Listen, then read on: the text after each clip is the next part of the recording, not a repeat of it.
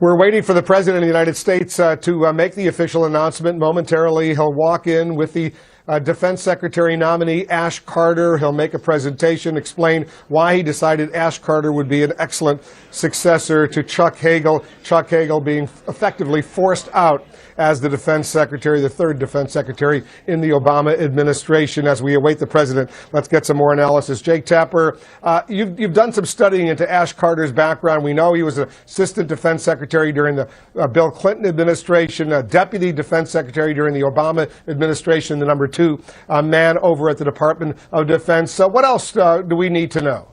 Well, it's important for people to realize that Carter, his challenge will be more within the political realm of Washington, D.C. and the Pentagon and Capitol Hill and the White House than, for instance, it will be about fighting ISIS. CENTCOM is in charge of fighting ISIS, and they are doing about as much as they can do without any real legitimate troops on the ground fighting that group in Syria and Iraq, as I think everyone agrees would need to be done for that group to be defeated. The challenges that Ash Carter faces will be to represent the Joint Chiefs of Staff, who are, I wouldn't say they're in open revolt, but they are close to going public with their concerns, as I'm sure Barbara can attest, about the sequester, that is, the forced budget cuts that came in that budget deal a couple years ago.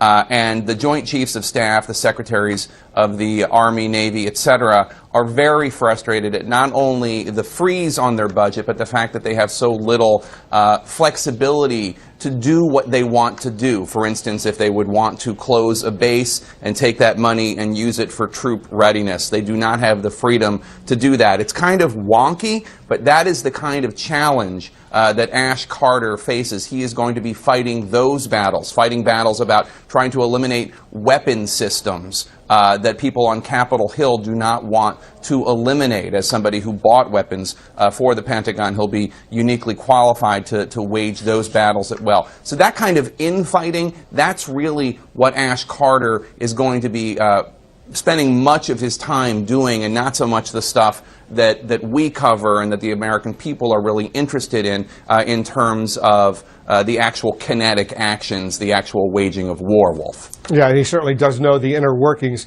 of the Department of Defense on all of those levels.